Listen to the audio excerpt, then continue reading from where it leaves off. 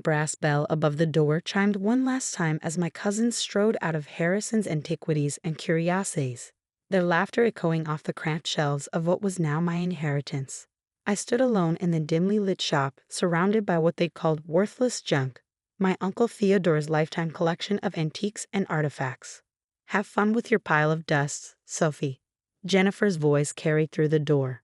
"While you're cleaning, we'll be renovating the mansion." I ran my fingers along a nearby mahogany display case, leaving trails in the dust. At 32, I was the black sheep of the Harrison family, the one who'd chosen to study archaeology instead of business, who'd spent years on digs while my cousins climbed corporate ladders. Now, Uncle Theo's death had brought us all back to Boston, and his will had shocked everyone. To my beloved niece, Sophie Harrison, I leave my antique shop and all its contents, the lawyer had read yesterday, while my aunts and cousins sat in stunned silence. To Jennifer and Michael Harrison, I leave the family mansion and its grounds, along with my liquid assets. The monetary difference was staggering.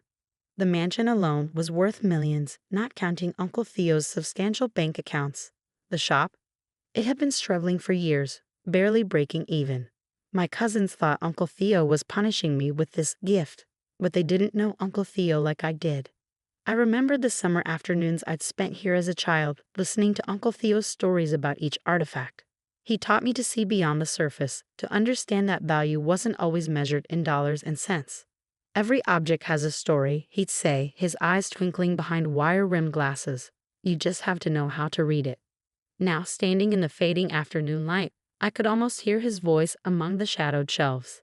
The shop was exactly as he'd left it, a maze of display cases and wooden cabinets, filled with everything from Victorian silverware to ancient Egyptian scarabs, reproductions, of course, or so we'd always thought. I made my way to his office at the back of the shop, navigating the narrow aisles with practiced ease. The small room was a testament to organized chaos. Books stacked in precarious towers, maps covering every inch of wall space, and his beloved roll-top desk dominating the corner. That's when I noticed something odd. The ancient Persian rug, the one Uncle Theo had always said was his most valuable possession, was slightly askew. In 20 years of visiting this office, I'd never seen that rug out of place. Uncle Theo had been almost obsessive about its positioning. Kneeling down, I rolled back the heavy fabric. There, carved into the wooden floorboard, was a small symbol. A circle within a square, exactly like the pendant Uncle Theo had always worn. The one that had mysteriously disappeared after his death. My heart began to race. Uncle Theo had been more than just an antique dealer. He'd been a scholar, a collector of mysteries, and, I'd always suspected, something more. His stories had often hinted at secret societies and hidden treasures, tales I dismissed as flights of fancy. But now, I ran my fingers over the carved symbol, remembering something he told me years ago. "Sometimes, Sophie, the greatest treasures are hidden in plain sight. You just need the right key to see them." The key, the strange brass key he'd left me in his will, along with a cryptic note I hadn't yet opened. I'd assumed it was to the shop's front door, but now. I pulled both items from my bag, the ornate key with its unusual teeth, and the sealed envelope with my name written in Uncle Theo's elegant hand. The paper was thick, expensive, with that same circle and square symbol watermarked in the corner. My hands trembled slightly as I broke the seal and unfolded the letter. "My dearest Sophie, if you're reading this, then two things have happened. I've left this world for the next great adventure, and you found the mark beneath the Persian rug. I always knew you would. You have the gift, the ability to see what others miss.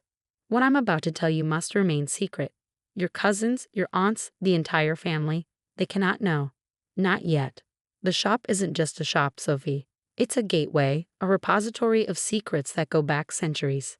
The Antiquarian Guild has protected these secrets for generations, and now that responsibility passes to you. But beware, there are those who would kill for what lies hidden here. Trust no one until you've seen the truth for yourself. Use the key, follow the signs, and remember what I taught you about reading the stories in objects. The first step is behind my bookshelf, the one with the treatise on Mediterranean pottery. The key will fit a lock you cannot see until you know where to look. All my love and all my trust, Uncle Theo. P.S. If Jennifer and Michael are being their usual charming selves about the inheritance, don't let it bother you. They have no idea what they've missed. I read the letter 3 times, my mind spinning. The Antiquarian Guild, hidden secrets. It sounded impossible, like something from a movie. But Uncle Theo had never been one for practical jokes, and that symbol. Standing up, I moved to the bookshelf he'd mentioned. It looked ordinary enough, old volumes on pottery, archaeology, and art history. But when I ran my fingers along the edges, I felt something. A slight irregularity in the wooden frame, right at eye level. Looking closer, I noticed tiny marks carved into the wood, so faint they were nearly invisible. They formed a pattern similar to the one on the floor, but more complex. In the center was a small depression that looked like. My hands shaking, I inserted the brass key. It fit perfectly. But before I could turn it, I heard voices outside the shop. Loud, angry voices. Through the office window, I saw 3 men in dark suits examining the shop's facade. They weren't family, and they definitely weren't customers. "The old man's dead," one said, his voice muffled through the glass. "If it's here, now's our chance." I froze, the key still in the lock. Uncle Theo's warning echoed in my mind. There are those who would kill for what lies hidden here. The bell above the shop door chimed. They were inside. I had seconds to decide, turn the key and step into whatever mystery Uncle Theo had left for me, or face the men who were even now making their way through the shop. The key turned silently in the lock, and everything I thought I knew about Uncle Theo, about my inheritance, about reality itself, was about to change forever. Because what I found behind that bookshelf would not only solve a centuries-old mystery but would also put me in the crosshairs of people far more dangerous than my spoiled cousins. People who would stop at nothing to claim what Uncle Theo had protected for so long. But I'm getting ahead of myself. To understand what happened next, you need to know about the summer I turned 12, when Uncle Theo first showed me the secret language of symbols hidden in everyday objects. When he first hinted at the true purpose of his little antique shop. And most importantly, you need to know about the ancient society that had been watching our family for generations, waiting for someone like me to finally unlock the truth. The bookshelf swung silently inward, revealing a narrow passage that shouldn't have existed in a building I thought I knew by heart. Behind me, heavy footsteps approached the office. I slipped through the opening, pulling the shelf closed just as shadows appeared under the office door. The passage was pitch black for a moment before soft lights activated along the floor, revealing a metal staircase descending into the earth. The air was cool and dry, carrying a faint scent of old paper and something else. Something ancient. Above, I heard muffled voices in Uncle Theo's office. Search everything. The old man must have left some clue about the collection's location. I descended the stairs as quietly as possible, counting the steps.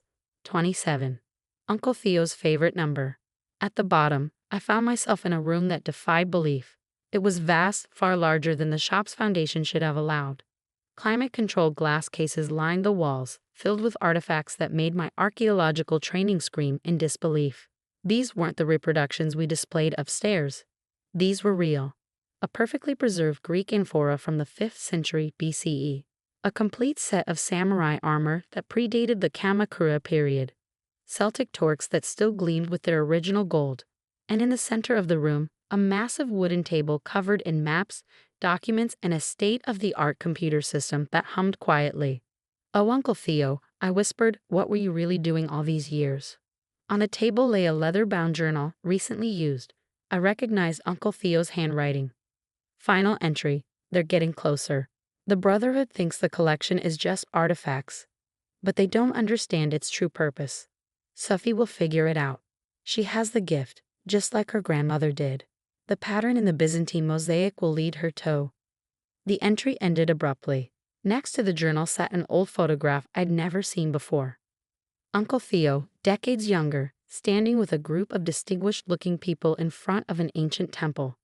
They all wore pendants with the circle and square symbol. A loud crash echoed from upstairs. They were tearing the office apart. I quickly scanned the room, looking for anything that might explain what I'd stumbled into. My eyes landed on a Byzantine mosaic fragment mounted on the wall. The one mentioned in Uncle Theo's final entry. Unlike the other artifacts, this piece seemed wrong somehow. The pattern didn't follow traditional Byzantine designs. Drawing on my training, I studied the mosaic's geometry.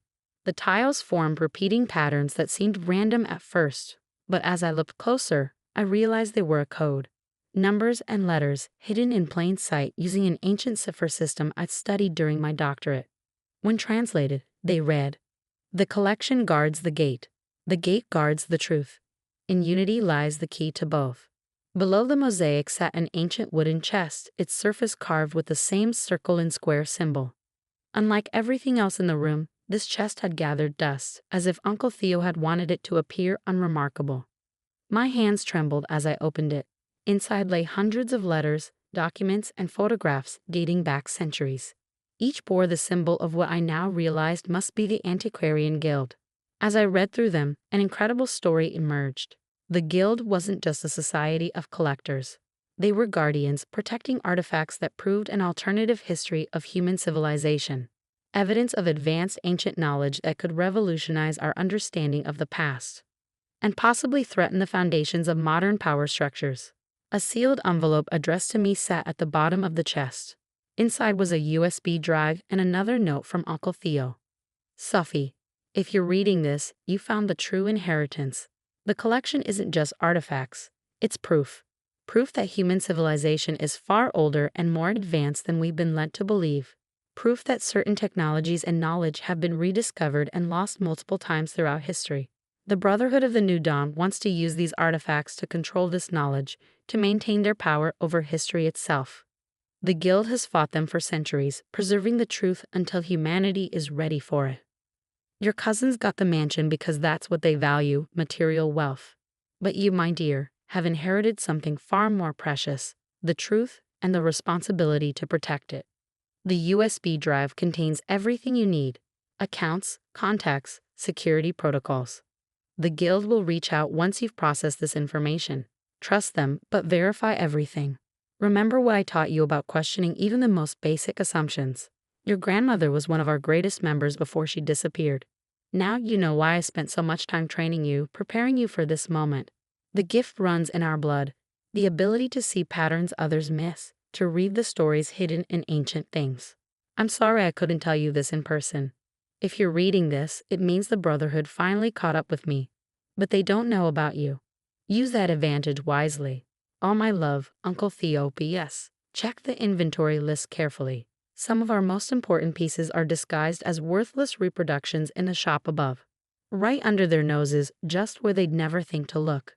Footsteps on the metal stairs interrupted my reading. But these were different from the heavy tread of the men searching upstairs. These steps were deliberate, confident. "Ms. Harrison." A woman's voice called softly. "I'm Diana Chen, Guild Security. We need to move quickly. The Brotherhood's team upstairs just called for backup." I turned to find an elegant Asian woman in her 50s, dressed like a museum curator but moving like someone with military training. She wore the Guild's pendant openly now. "How did you?" I began. "Your uncle activated the Guild's protocols the day before he died. We've been watching, waiting to see if you'd find your way down here." She gestured to the chest. "Do you understand what you've inherited?" "I'm starting to," I replied, thinking of all the times Uncle Theo had tested me, trained me without my knowing it. It's not just artifacts, is it? It's responsibility, knowledge, and power, Diana added gravely. Power that some would kill to control. The Brotherhood thinks these artifacts are the treasure, but your uncle understood the real value is in the knowledge they represent. Knowledge that could change everything, or destroy everything, in the wrong hands. More footsteps above. Angry voices. "They're pulling up the floorboards," Diana said tensely. "We have about 3 minutes before they find the entrance. We need to move the critical pieces now." "Are you ready to accept your inheritance, Ms. Harrison? Really accept it?" I looked around the room, at the artifacts that rewrote history, at Uncle Theo's lifetime of work, at the responsibility he prepared me for without my knowing it. I thought of my cousins up in their mansion, counting their money, having no idea of the real treasure they'd missed. "Yes," I said firmly. "Where do we start?" The next hour was a blur of activity as Diana's team evacuated key pieces through a secondary tunnel I'd never known existed. I memorized security protocols, passwords, and contact procedures. The Brotherhood found the entrance eventually, but by then we'd vanished with the most important items, leaving them with a room full of convincing duplicates. Hours later, in a secure guild facility, Diana finished briefing me on my new reality. Your uncle was one of our best, she said. He identified you as his successor years ago, but we had to be sure. Finding your way down there, decoding the mosaic, that was your final test. And if I failed? The Brotherhood would have found an empty room, and you would have inherited exactly what they think you did. A struggling antique shop. She smiled. But you didn't fail.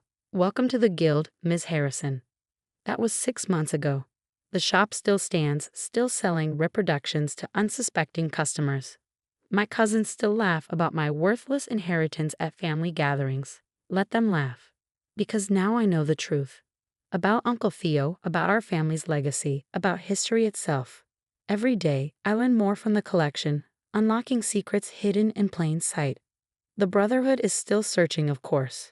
They always will be, but they're looking in the wrong places, just as they always have. Because the real treasures aren't in secret rooms or hidden vaults. They're scattered throughout the shop above, disguised as worthless trinkets, telling their stories to anyone who knows how to read them. Uncle Theo taught me well. Value isn't always what it seems. Sometimes the greatest treasures are the ones others overlook. And sometimes, the most important inheritance isn't what you get, it's what you become. Last week, a young girl visited the shop with her parents. While they browsed the expensive items in the front, she lingered by a dusty shelf of reproductions, studying their patterns with unusual intensity. I watched her trace the hidden symbols none of her family could see, and I smiled. Uncle Theo would have liked her. In a few years, once she's ready, I'll start teaching her what he taught me.